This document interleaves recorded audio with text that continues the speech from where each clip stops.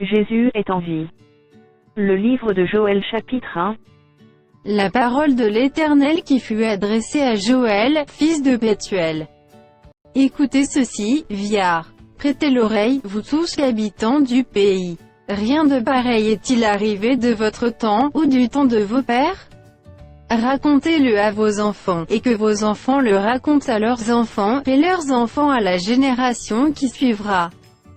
Ce qu'a laissé le gazam, la sauterelle l'a dévoré, ce qu'a laissé la sauterelle, le gélec l'a dévoré, ce qu'a laissé le gélec, le asile l'a dévoré. Réveillez-vous, ivrognes, et pleurez. Vous tous, buveurs de vin, gémissez parce que le mou vous est enlevé de la bouche. Car un peuple est venu fondre sur mon pays puissant et innombrable. Il a les dents d'un lion, les mâchoires d'une lionne.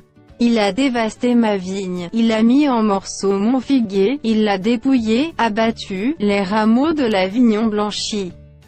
Lamenté comme la vierge qui se revêt d'un sac pour pleurer l'ami de sa jeunesse. Offrandes et libations disparaissent de la maison de l'Éternel, les sacrificateurs, serviteurs de l'Éternel, sont dans le deuil.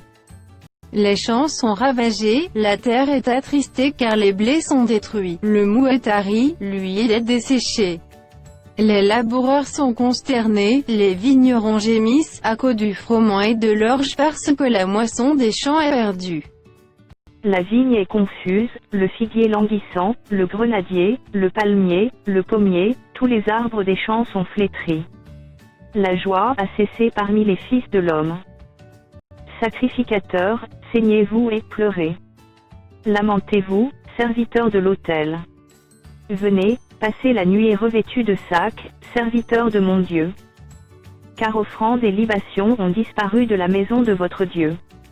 Publiez un jeûne, une convocation solennelle. Assemblez les vieillards, tous les habitants du pays, dans la maison de l'Éternel, votre Dieu, et criez à l'Éternel. À quel jour? Car le jour de l'Éternel est proche, il vient comme un ravage du Tout-Puissant. La nourriture n'est-elle pas enlevée sous nos yeux?